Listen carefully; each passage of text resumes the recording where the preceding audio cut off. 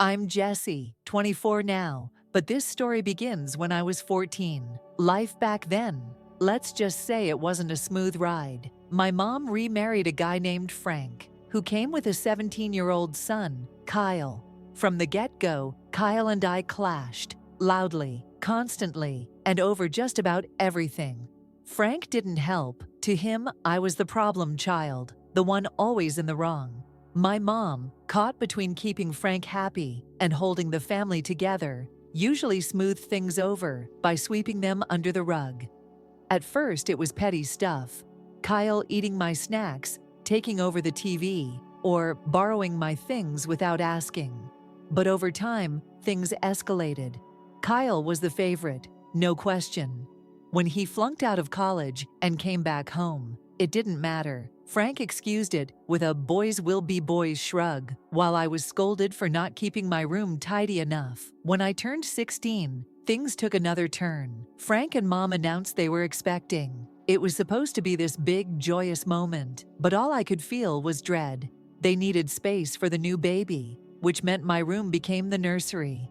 I was shuffled into the tiny guest room, a cramped space barely big enough for a bed and a desk. It felt symbolic, like I'd been demoted to extra baggage in this new family dynamic. The baby, Sam, was born the following year. He was adorable, sure, but it was like his arrival cemented my place as the family outsider. Everything revolved around him, and I mean everything. Kyle could throw parties with dodgy friends and wreck the house, but Frank only cared if Sam's nap was disturbed. Meanwhile, I became invisible. Unless, of course, there was a mess to clean up or someone needed a scapegoat. One memory sticks with me like a thorn. I came home late from a school project, exhausted but proud of the work I'd done. The house was eerily quiet, and there was a note on the fridge, out for a family dinner, be back later. A family dinner without me. That's when it hit me. I wasn't part of this family. Not really. I was just there, like a guest overstaying their welcome. That realization stung more than any argument or insult. By the time I turned 18, I'd had enough. I saved every dime from my part-time job, dreaming of the day I could leave. That day finally came when I found a small, affordable apartment near college. I sat Mom and Frank down to tell them, trying to keep my voice steady. "I'm moving out," I said. Frank scoffed. "You think you're ready to live on your own?" "Yes," I replied firmly. "I've saved up, and I've planned this. It's time." The argument that followed was brutal. Frank called me ungrateful, selfish, and irresponsible. Mom tried to guilt me about leaving my half-brother, Sam, saying he looked up to me. But I held my ground. This wasn't about them. It was about me, my sanity, my future. Moving day was bittersweet. Mom helped me pack but avoided any deep conversations. We stuck to safe topics, like whether I needed more boxes or if I wanted to take old kitchen supplies. When I closed the door to my new apartment for the first time, I felt a whirlwind of emotions: relief, fear, sadness, excitement. I was on my own now, truly on my own. It was terrifying, but also freeing. The first few nights were tough. The silence was deafening, and I missed even the chaos of my old home. But slowly, I started to adjust. I could come and go as I pleased, eat when I wanted, sleep without interruptions. It was like breathing fresh air after years of suffocating. Life settled into a routine. I threw myself into college, work, and spending time with friends who felt more like family than my actual family ever had. My relationship with Mom and Frank remained distant but civil. Then, out of nowhere, Frank had a health scare. It wasn't life-threatening, but it got him thinking about his will. That's when the bombshell dropped. Mom called me one evening, her tone unusually serious. "Jessie, I need to tell you something. Frank's decided to update his will. He's including Kyle and Sam, but not you." I froze. "Not me." "No," she said, almost apologetically. "He feels it's only fair since they're his biological kids." After Mom's call, I couldn't sleep. I stared at the ceiling of my tiny apartment, replaying her words. "He feels it's only fair since they're his biological kids." It wasn't about the inheritance itself. I hadn't been sitting around expecting anything from Frank. What stung was the finality of it, the confirmation of what I'd suspected for years. I wasn't family, not to Frank, not to Kyle, and maybe deep down, not even to Mom. The days after that call felt heavy. I went through the motions, classes, work, errands, but my mind was stuck in a loop. I wanted to call Mom back, demand to know why she didn't fight for me, or at least ask how she could be so casual about the news. But I stopped myself. What was the point? Her silence during the conversation had told me everything I needed to know. I started pulling back from my family, which wasn't hard since they didn't reach out much anyway. I stopped making the effort to visit or call, choosing instead to spend my time with people who actually cared about me. My friends became my safe haven. We'd hang out after class, vent about life, and share laughs over cheap takeout. For the first time in years, I felt seen and appreciated. One friend in particular, Leah, became like a sister to me. She had a knack for knowing when something was bothering me and pulling it out gently without making me feel exposed. One night, after a long shift at work, we were sitting in her living room with mugs of tea when she asked, "You've been quieter lately. What's going on?" I hesitated but eventually spilled everything. The will, the years of feeling like an outsider, the final nail in the coffin. She listened without interrupting, her expression a mix of empathy and quiet anger. "That's messed up," she said when I finished. "You've been putting up with their crap for years. No wonder you're feeling this way." "Yeah," I said, staring into my tea. "But it still hurts, you know?" I kept hoping things would change, that one day I'd feel like I actually belonged. "Guess I was stupid for thinking that." "Not stupid," Leah said firmly. "Hope isn't stupid. But maybe it's time to stop hoping for something they clearly can't give you." Her words stayed with me. I realized I'd spent years chasing validation from people who weren't capable of giving it. It wasn't my fault they couldn't see my worth, but it was my responsibility to stop letting their actions define how I saw myself. Around this time, I threw myself into building the life I wanted. I started volunteering at a local community center, teaching kids basic computer skills. It felt good to give back, to connect with people in a way that felt genuine and meaningful. The more I focused on these new connections, the less power my family's rejection had over me. I also began to see a therapist. At first, I was hesitant. I wasn't sure how to explain years of feeling like an outsider in my own family without sounding dramatic. But my therapist helped me untangle the mess in my head. She showed me that it was okay to grieve the family I'd never truly had, and to focus on creating my own version of family with the people who cared about me. The next real test came during one of the rare family gatherings I was invited to. It was a dinner to celebrate Sam's birthday. I debated whether to go, but decided to show up, mostly out of curiosity. When I walked into the house, nothing had changed. Frank greeted me with a polite but distant nod. Kyle barely acknowledged me, and Mom hovered nervously, as if trying to manage everyone's emotions. Dinner was awkward. Frank spent most of the time talking about Kyle's latest scheme to find himself, which basically involved him sitting around doing nothing. Mom gushed over Sam's school achievements. I sat quietly, poking at my food and wondering why I'd bothered coming. After dinner, as everyone moved into the living room, Mom pulled me aside. "Jessie," she began hesitantly, "I hope you're not upset about the will. You know we love you, right?" I looked at her, searching her face for sincerity.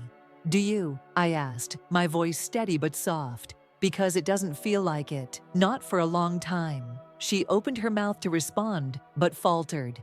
"It's just, things are complicated. Frank wants what's best for his kids, and You don't have to explain," I interrupted. "I get it. Really, I do. But don't tell me you love me if you're not willing to stand up for me." Actions speak louder than words. The conversation ended there. I stayed a little longer, but when I left, I knew I wouldn't be back anytime soon.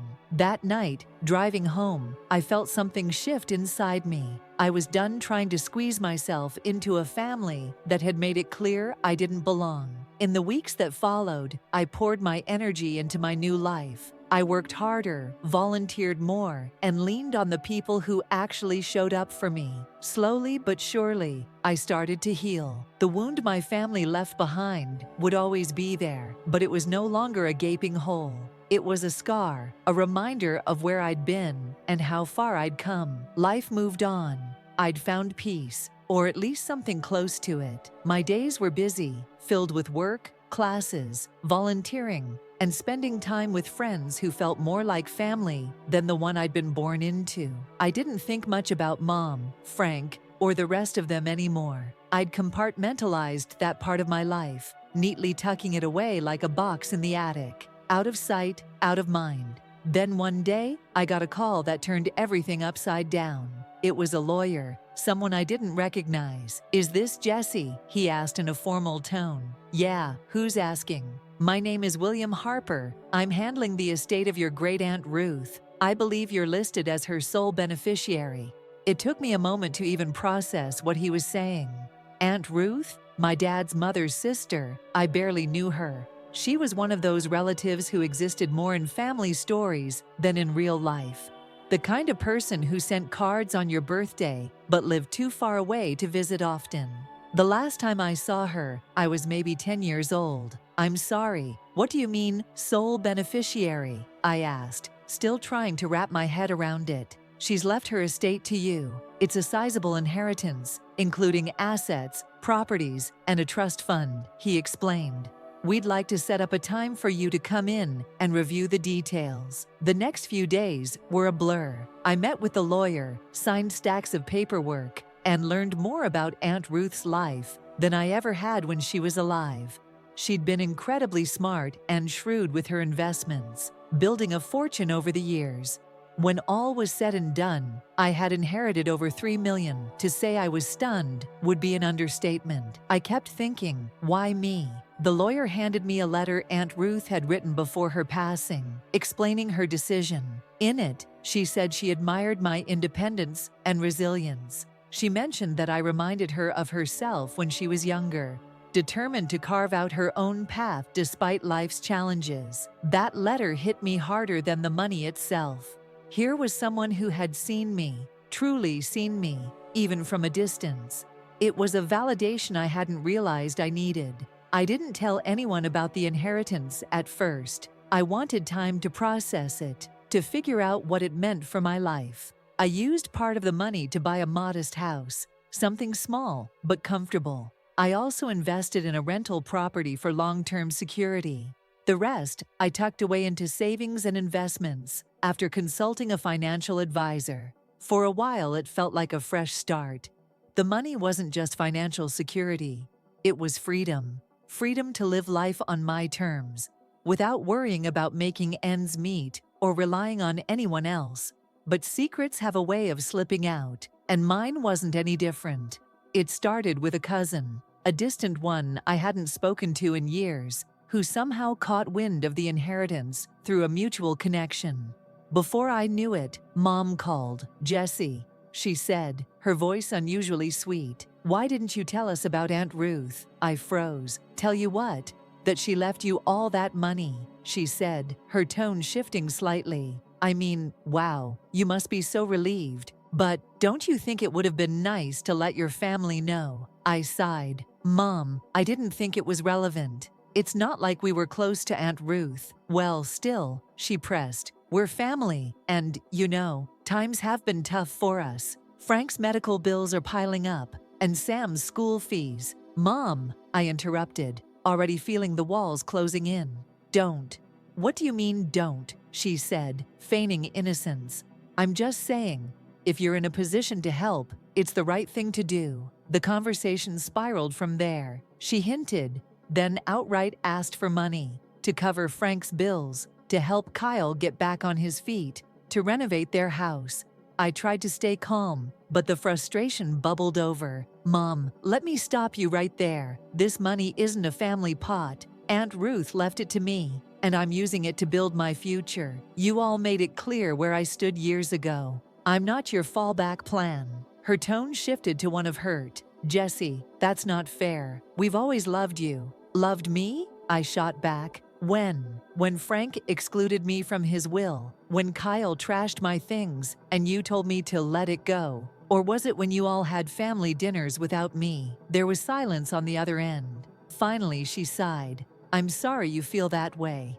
I hung up. The calls didn't stop though. Frank tried his hand next, calling to say how disappointed he was in me for not stepping up to help my family. Kyle even sent me a text. Hey man, congrats on the money. I could really use a loan to get back on track. It was absurd. These people, who had barely treated me like I existed, now wanted a piece of the pie. I didn't respond to any of them. Instead, I focused on the life I was building, a life that didn't include their toxicity.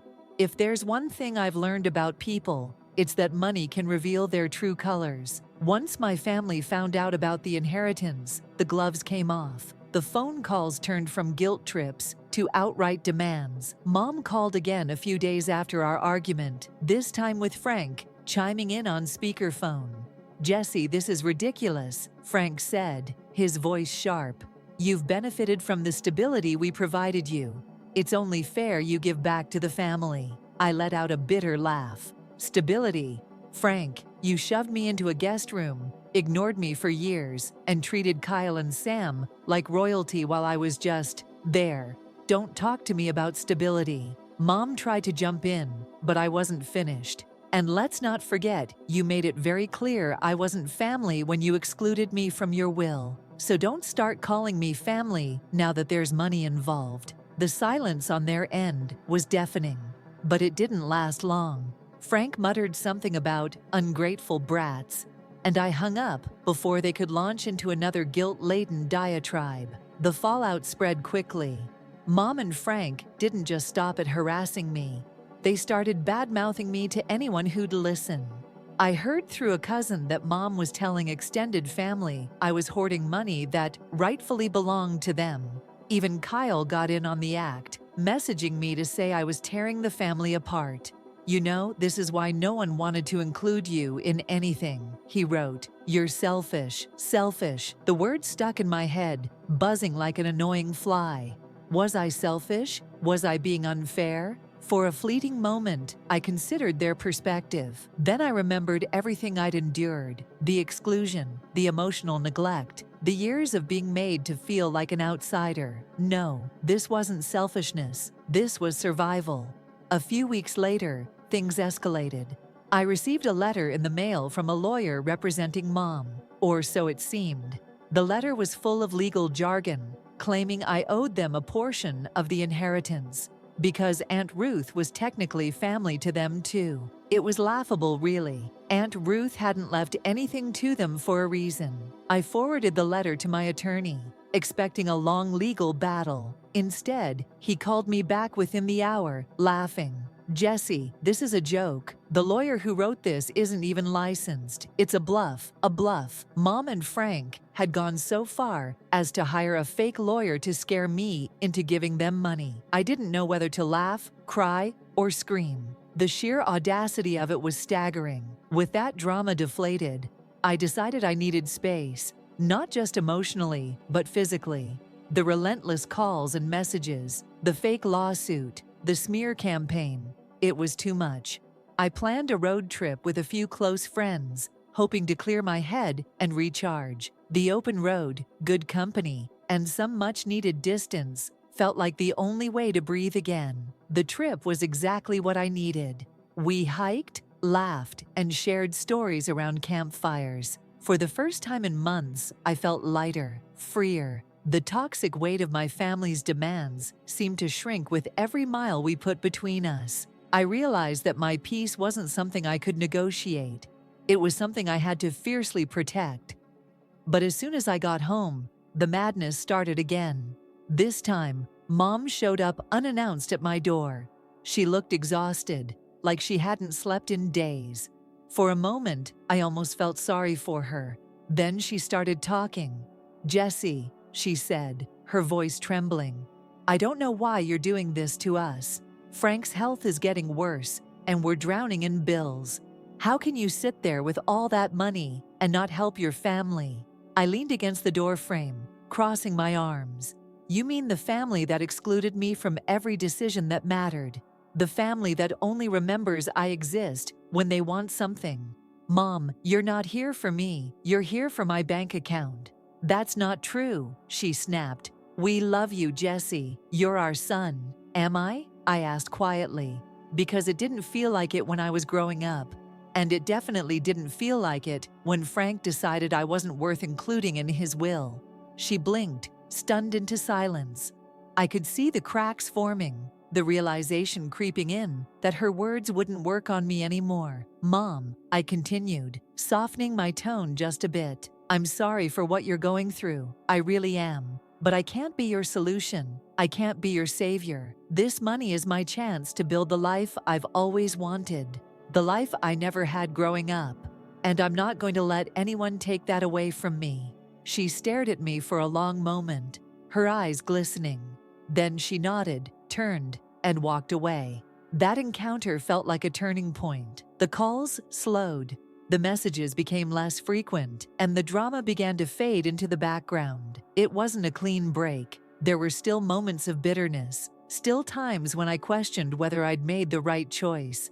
But for the first time, I felt like I was standing on solid ground, firmly rooted in my own worth. After Mom walked away that day, I expected some part of me to feel broken or regretful. Instead, I felt lighter, like I had finally cut the last thread tying me to their chaos. The months of guilt, manipulation, and emotional exhaustion had taken a toll. But now, standing in the quiet of my own home, I realized I was free. Free to move forward, free to focus on what mattered to me, free to define family on my own terms. I poured myself into building the life I wanted. I'd always been cautious with money, and the inheritance didn't change that. I kept my house modest, my spending reasonable, and my investments smart. I wasn't chasing luxury or showing off. I was chasing security. This money wasn't just wealth. It was an opportunity to live without fear of falling back into the struggle I'd fought so hard to escape. One of the first things I did was expand my volunteering. The community center where I taught kids basic computer skills had become a second home. And now I had the resources to do more. I funded new equipment for the center and started a scholarship program for students who showed promise but didn't have the means to pursue higher education. Giving back felt right, like I was honoring the independence Aunt Ruth had admired in me while helping others find their own path. Meanwhile, I started therapy again. This time, it wasn't about unpacking pain, but learning how to thrive. My therapist helped me navigate the complicated feelings of grief and relief that came with stepping away from my family. She also helped me understand that family isn't about shared blood. It's about shared respect, love, and support. Through this process, I began to mend one relationship I thought was lost. My half-brother, Sam. He reached out to me after hearing about the tension between me and our parents. His message was clumsy, but sincere. I don't care about the money, Jesse. I just miss having you around. It took me a while to respond, but when I did, we started texting back and forth. He was still a kid, just trying to figure out his place in the world. And I realized he wasn't part of the toxic dynamic that had pushed me away. Slowly, we rebuilt a connection, not as brothers in the traditional sense, but as two people trying to understand each other. As for Mom and Frank, things stayed distant. They stopped calling, and I stopped looking over my shoulder, waiting for the next blow-up. I'd be lying if I said I didn't miss what could have been. I think we all grow up with this idea of what family should be, and letting go of that dream is painful. But I learned that holding on to people who only take from you isn't loyalty. It's self-destruction. One day, as I was sorting through some of Aunt Ruth's belongings, I found another letter she'd written. This one wasn't about the inheritance. It was just a note about life. You can't choose where you start, she wrote, but you can always choose where you go. Build something beautiful, Jesse. Build it with people who make you feel whole. I read those words over and over, feeling the truth of them settle into my bones. Aunt Ruth had lived a life of independence and intention, and now I was doing the same. These days, my life is simple but full. I've built a circle of people who uplift me, friends who are like siblings, colleagues who respect me, and even Sam, who's growing into someone I'm proud to know. I travel when I can, volunteer often, and take time to appreciate the quiet moments I used to crave. The chaos of my old life feels like a distant memory, though it's left me stronger and wiser. If there's one thing I've learned through all of this, it's that family isn't about titles or obligations. It's about love freely given, respect mutually shared, and the kind of connection that makes you feel seen and valued. I didn't find that with the family I was born into, but I've built it in other ways, and for that, I'm grateful. Looking back, I'm thankful for the struggle, even though it hurt. It taught me to stand up for myself, to value my peace, and to cherish the people who truly care about me. Aunt Ruth's gift wasn't just financial. It was a chance to start over, to rewrite the story I'd been handed. And I'm doing exactly that, one day at a time. Story 2. I stopped paying my cousin's rent because he refused to help me while I was ill. He's panicking now. Hello everyone. Prior to starting today's video, I need your assistance. One of the best ways you can help us out is to subscribe. As we've observed, the channel is losing some of its popularity. It's simple, free, and helps us continue to provide you with amazing content. Your assistance is greatly appreciated. Together, let's continue to build this channel. Many thanks. Let's begin the video now. Okay, so allow me to introduce the scene. I'm a 28-year-old man who lives in a rather good one-bedroom apartment in the city. I have worked a steady job here for the past 5 years or so, earning enough money to buy a place of my own without worrying about bills. 3 years ago, my 25-year-old cousin, Jake, moved in with me, and to be honest, I never imagined that we would be living together for so long. Let me tell you how it all began. I grew raised in a little town close to Omaha.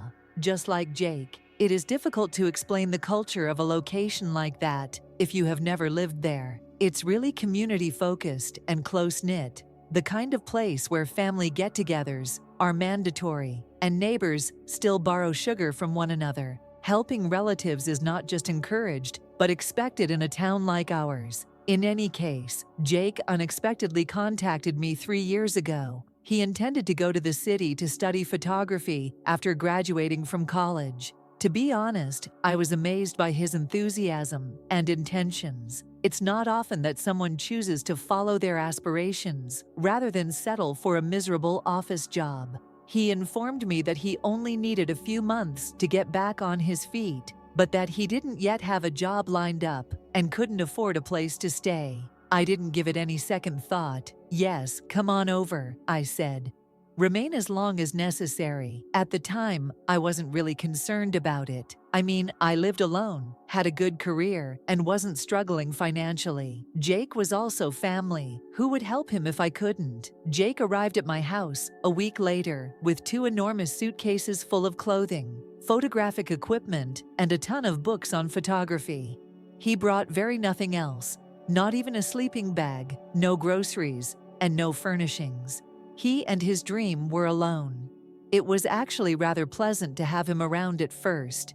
We always got along back then, even though we hadn't lived together since we were little. He was the type of child who was constantly playing around, inquisitive, and enthusiastic. I felt like I had a small piece of home in the city when he moved in. Jake took up residence on my sofa. He said he wouldn't get in my way and kept everything in a corner of the living room. This is only a temporary situation. Just until I get a gig, he would say. For the first few months, I trusted him. Everything was all okay. Jake was out and about all the time, working hard. He was networking with other photographers, sending out his portfolio, and occasionally getting hired to take pictures for engagements or birthday celebrations. Moving away was really sort of fun, so at night, we would hang around, watch movies, and catch up on all the little town gossip I had missed. Unsettling, Bowery. But as the months went by, Jake began to become a little too accustomed to his surroundings. He was no longer out working as hard. Rather, he spent his days plotting his next big move, watching YouTube lessons, and browsing Instagram.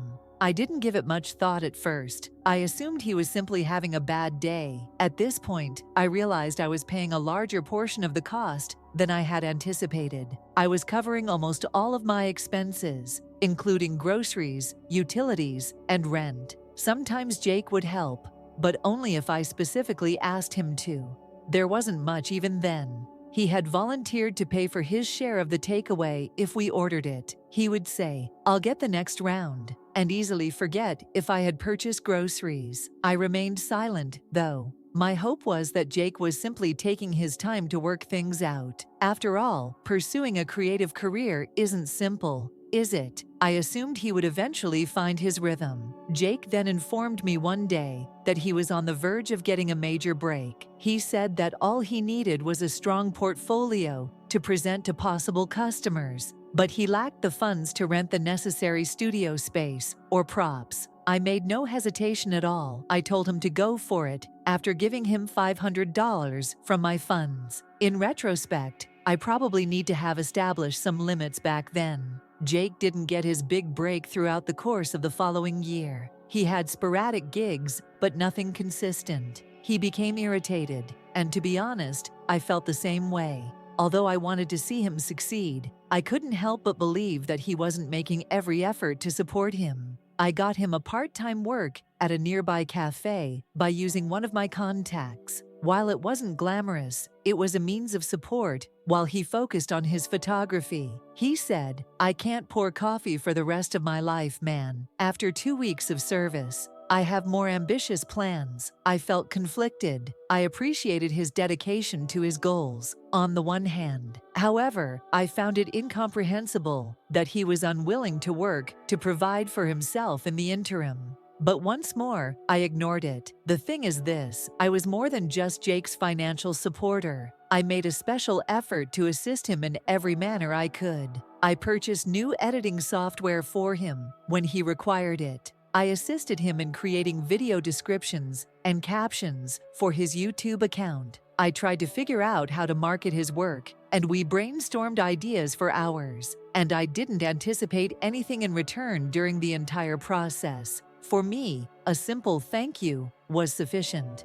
But as time passed, I became aware of something. Jake wasn't only depending on me.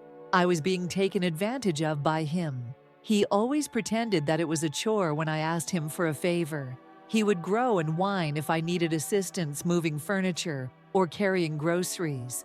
I once became aware that he had taken over my bedroom. Although I wasn't utilizing it much because I was spending most of my time at my girlfriend Liza's house, it was still my room. He simply shrugged and replied, "Well, you're never here anyway." When I questioned him about it, I refrained from arguing. I didn't want to upset anyone. However, I knew in my heart that something needed to change. One day I didn't wake up and realize Jake was taking advantage of me. More like a gradual epiphany. I initially dismissed the minor irritations. Family is, after all, family. However, tiny cracks have the tendency to spread. The entire foundation becomes unstable before you know it. Jake's attitude upon moving in was the first thing that caused the problem. He would never stop expressing his gratitude and promising to pay me back after he recovered. However, those thank yous became jokes over time, sarcastic ones. He would roll his eyes or say something sarcastic whenever I asked him for something. "You really need me for something? Whoa." Things like that are shocking. I initially laughed along, but eventually it became painful. For instance, I once asked him to deliver my dry cleaning since he was heading to a gig. He pretended that I had asked him to walk across the city with my laundry. "I'm going to have a busy day, man. Can't you just pick it up yourself?" Never mind that I'd been paying his rent, utilities, and groceries for over a year. And then there was the flat tire incident. I was out with Liza, and we were coming back from a movie night when my car broke down. It was late, and I didn't want Liza waiting around for an Uber in a bad section of town. I contacted Jake, expecting he'd swing by since he wasn't doing anything. I'd really seen him post an Instagram story from my apartment earlier. His response, "Oh, I'm not a cab service, buddy. Why don't you just call an Uber? You know how far this is for me." The point is, it wasn't even that far. 12 miles max, but his tone hit me like a smack. I recall wondering, will it hurt you to help me out for once? Around this time, I started spending most of my nights at Liza's apartment. It wasn't deliberate at start. We were just enjoying each other's company. But over time, it grew easier to evade the stress back at my flat. The problem was that I was still covering all of their expenses, including rent, utilities, internet, and even Jake's daily Netflix subscription. And what did he have to offer? Nothing, I'll confess. I felt guilty in part. He's family, I told myself often. He is attempting to succeed in a challenging field, but I was unable to ignore the way he treated me, no matter how much I tried to defend it. Liza and I went furniture shopping one weekend. We ultimately purchased a chair, but we had to make arrangements for shipping because it was too large to fit in my car. The shipping charge was absurd. I thus gave Jake a call to see if he might assist us in moving it. As usual, he sounded irritated when he answered the phone, and he moaned when I asked. "Man, I just had a leg day yesterday. It's killing my quads. Why don't you just cover the cost of delivery?" I was really annoyed by this type of thing. He pretended to be helping out, even though he wasn't working that day or preoccupied with anything significant. He did eventually arrive, but during that entire time, he pretended to be doing us the greatest favor imaginable. "Does he always act like this when you ask for help?" Liza asked, after noticing it as well. Since I'd honestly accepted it so often that it felt normal, I wasn't sure how to respond. When I became ill, that was the tipping moment. I'm not referring to a cold.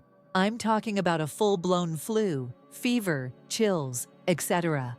I had ran out of supplies and was miserable. I contacted Jake and asked him to get me some soup and some medication because Liza was working late. I had seen him live on Instagram only 10 minutes before, so I knew he was home. As if I had just asked him to end world hunger, he picked up the phone inside. "I'm a little busy at the moment, dude. Why don't you wait till Liza's workday is over?" What I was hearing was unbelievable. "I'm sick," I said.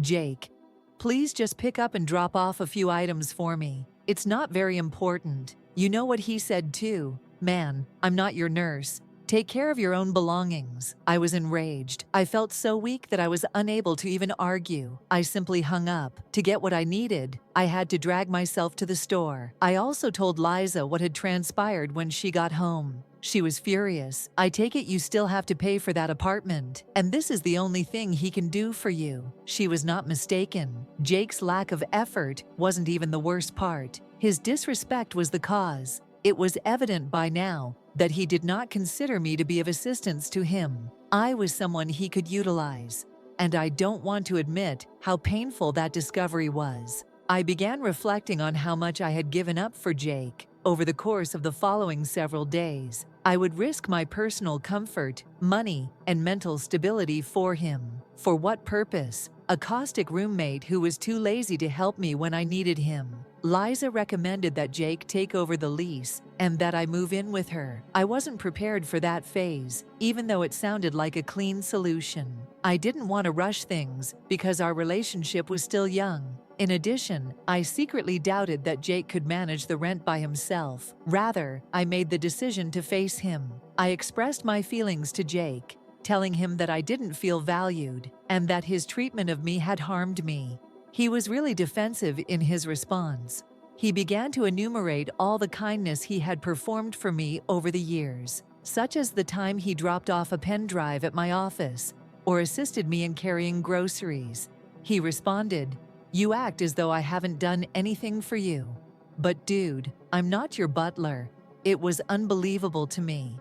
I reminded him of everything I had done for him, including housing him, helping him develop his portfolio, paying his bills, and providing for him while he was struggling financially. "You volunteered," he said, shrugging it off. "Do you recall? Don't pretend that I pleaded with you." That was it. I was finished. I was unsure of how I would respond to it specifically, but I was certain of one thing. Jake was unable to continue staying in my place for free. Something needed to change. I came to a significant realization after speaking with Jake. There comes a time when you must prioritize yourself, regardless of how much you care for someone else.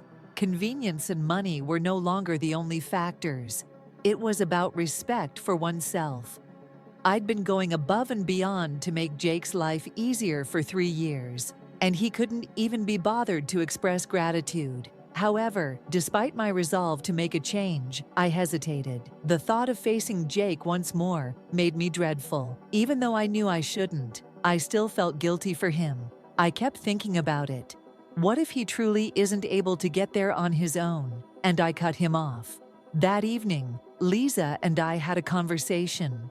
After patiently listening, she made a statement that I found very memorable. Jake has had more than enough time and assistance from you.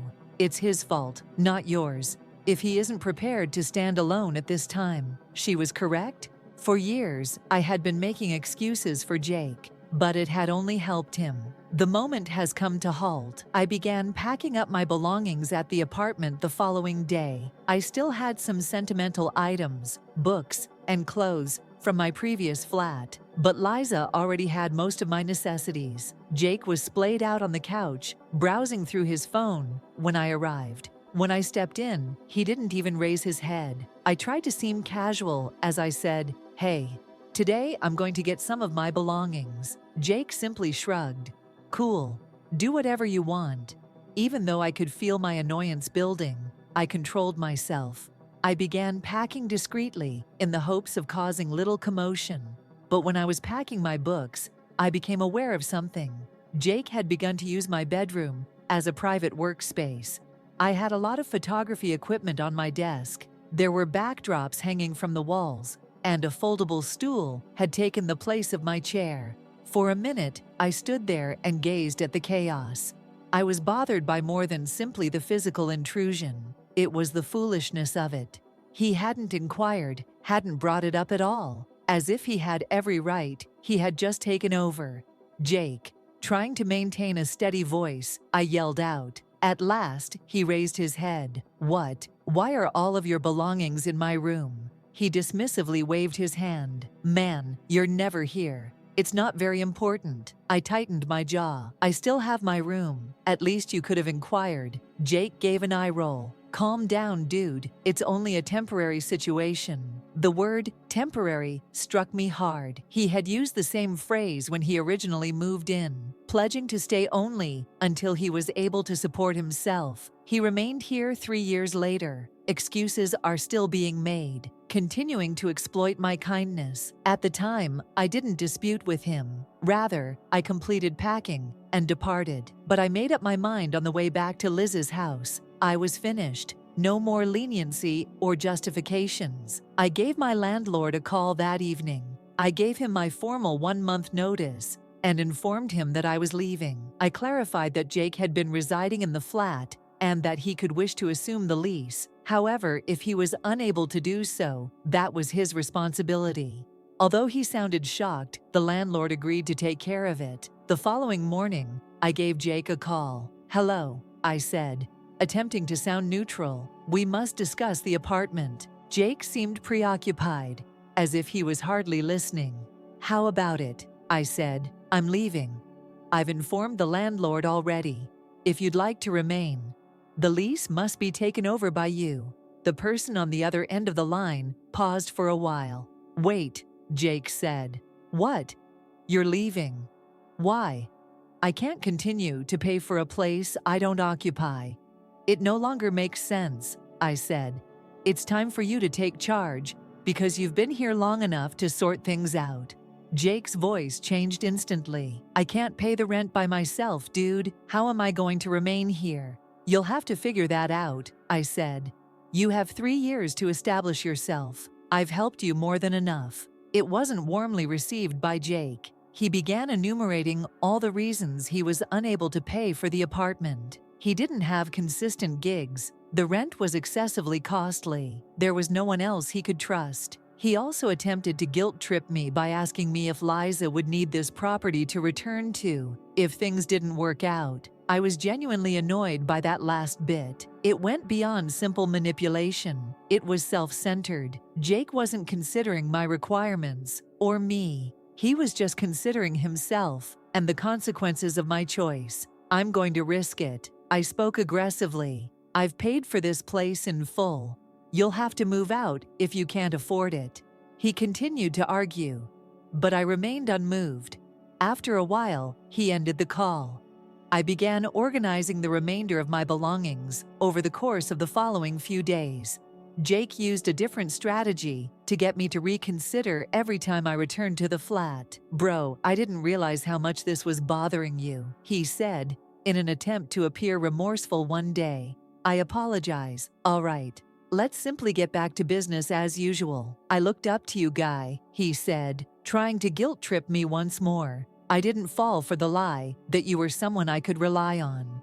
I was aware that nothing would change if I gave in. When I phoned a moving company to come get my furniture, it was the last straw." Jake observed the movers, removing my bed, desk, couch, and anything else I had left behind. He didn't say anything, but it seemed like he wanted to. Jake eventually said something as I was packing the final box into my car. "So, is this it?" "Yes," I said. "It's this." He murmured, "I guess I'll figure it out." After giving a sluggish nod, I didn't answer. I simply got into my car and left. A couple weeks following my formal move out, Jake's phone calls began rolling in. He was initially attempting to act calm. "Hello, just dropping in. How are things doing at Liz's?" It was brutally clear. He didn't call to talk. He was interested in discussing the apartment. He sounded uneasy, and I could tell, but I wasn't going to point it out to him. I allowed him to broach the subject like a shaky teen. He finally got to the topic after some awkward small conversation. "Recently, the landlord has been a bit stiff," I said. Jake said, "He is always inquiring about the rent." I informed him that you were always in charge of that. I let out a sigh. "I told you already, Jake. I gave the landlord everything when I moved out. He is aware that you are now the renter. If there is a problem, you must resolve it." Jake sighed in a long, dramatic way, as though I had just threatened to hang him. "But dude, I can't hide it. I don't have that type of money, you know." I couldn't decide whether to scream or laugh. "You've lived there for free for 3 years, Jake. I gave you every chance to gather your belongings. It's your fault if you can't make it work right now." Jake unexpectedly showed up at Li's a few days later. This location. The doorbell rang while I was reviewing some work emails on the couch. He appeared as though he hadn't slept for days when Liza opened it. He had untidy hair. He had a desperate expression on his face, and his shirt was crumpled. "I must speak with you," he said while hardly looking at Liza. Reluctantly, she moved out of the way to let him in.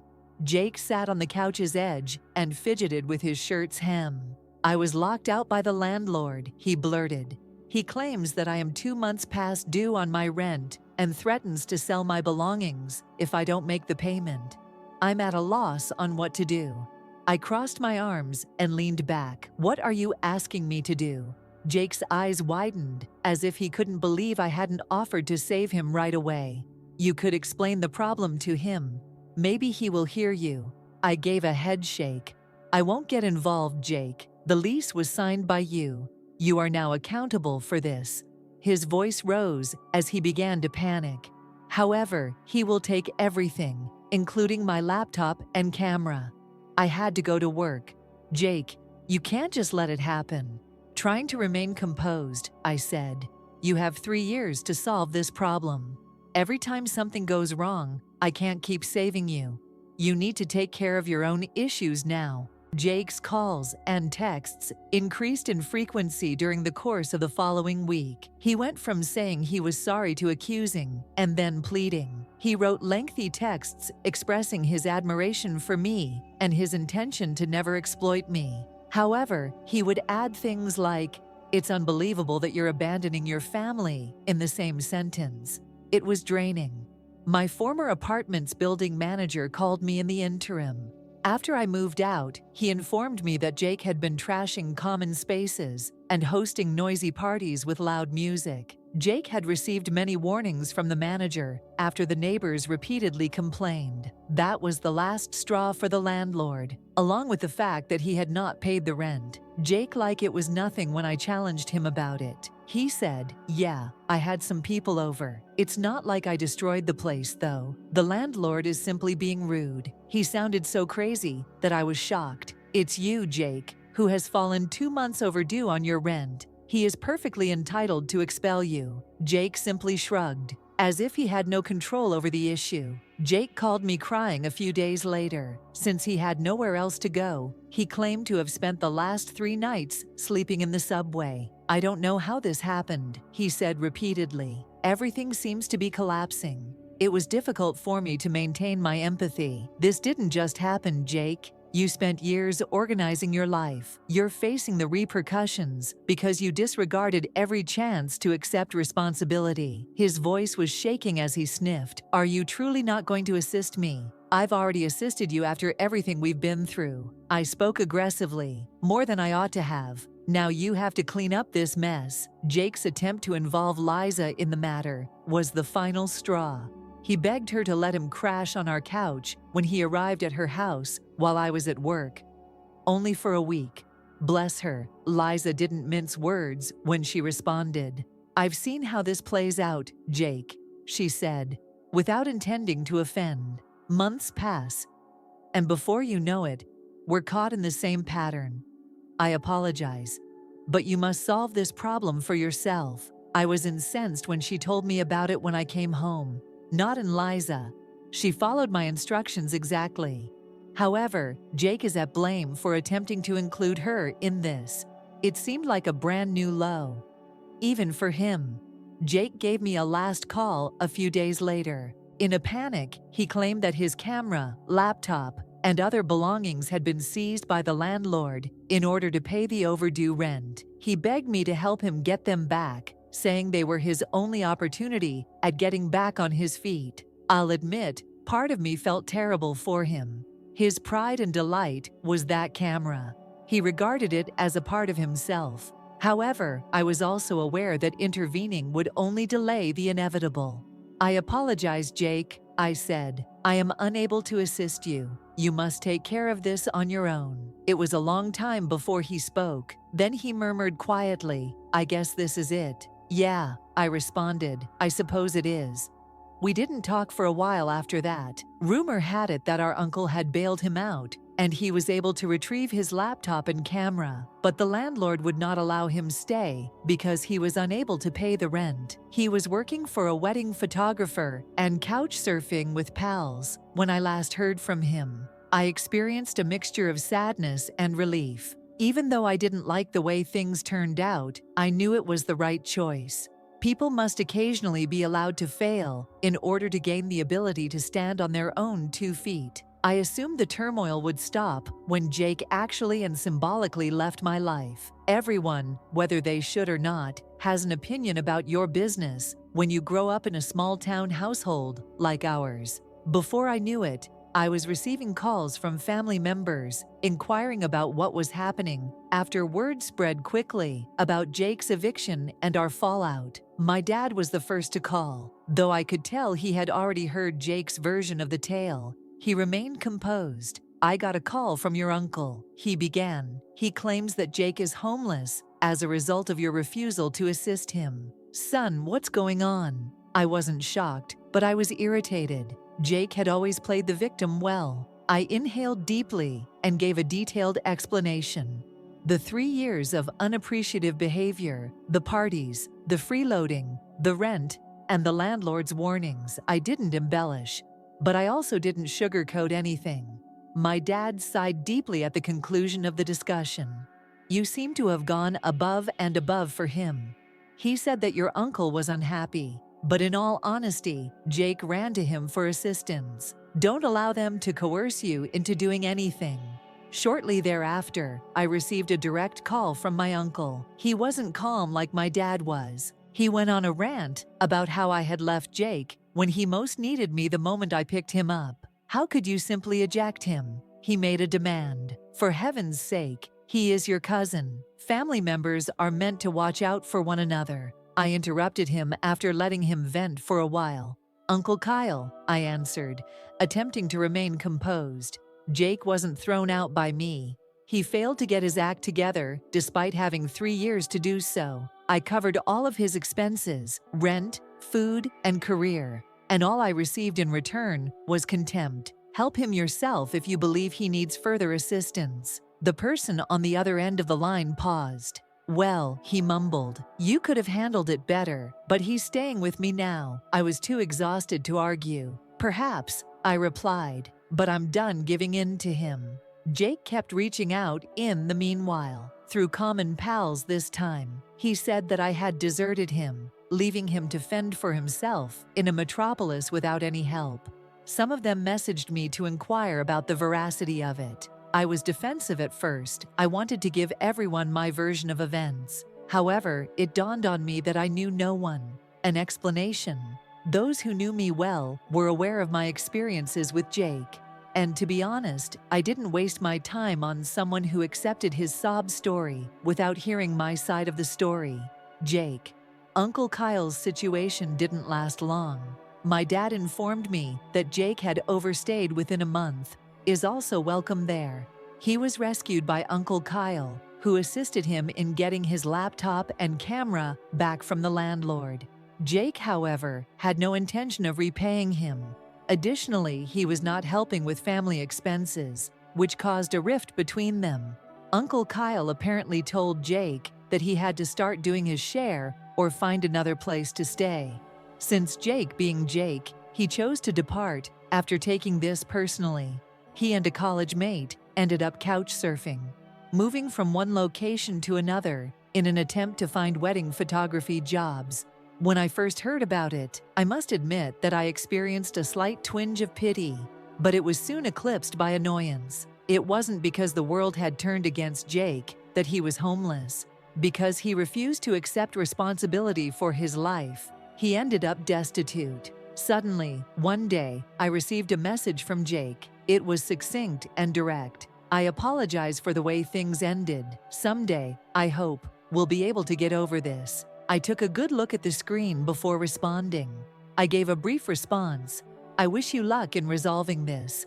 I wasn't prepared to allow him back into my life, but it wasn't the sincere reconciliation he may have been expecting for.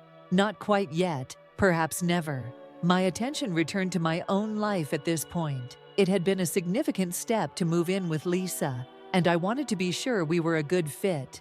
I didn't want to undervalue the fact that she had been my pillar of support during all of the Jake drama. We began discussing our goals, our future, and where we envisioned ourselves in a few years. Finally, being in a partnership where both parties contributed equally felt fantastic. I spent some time in the interim thinking back on the things I had discovered from my encounter with Jake. The largest, it's not necessary to sacrifice yourself in order to help someone. Helping someone in need is one thing, but allowing them to abuse your generosity is quite another. I allowed Jake to take advantage of me for 3 years because I believed that was the role of family. Family, however, isn't about condoning terrible behavior. It's about supporting and respecting one another. I had never received anything from Jake. I met one of our mutual acquaintances at a coffee shop a few months later. Jake was finally beginning to turn things around, she said. He had secured a part-time position with a wedding photography business and was considering sharing a room with other colleagues. She responded, "He seems different now, more realistic." Perhaps everything that happened to him served as a wake-up call. Uncertain of how to feel, I nodded. I was happy that he was improving, on the one hand. However, I was unable to forget the amount of suffering I had endured as a result of him. Go. I still doubt that Jake and I will ever be able to get back together completely. There is a part of me that thinks we can get back together in the future. However, it would be difficult for me to trust him once more. I've learned to establish limits with Jake and everyone else in my life in the meanwhile. Kindness isn't weakness, if that's what I've learned from all of this. Helping others is okay, but when someone starts to take advantage of you, it's also acceptable to say enough.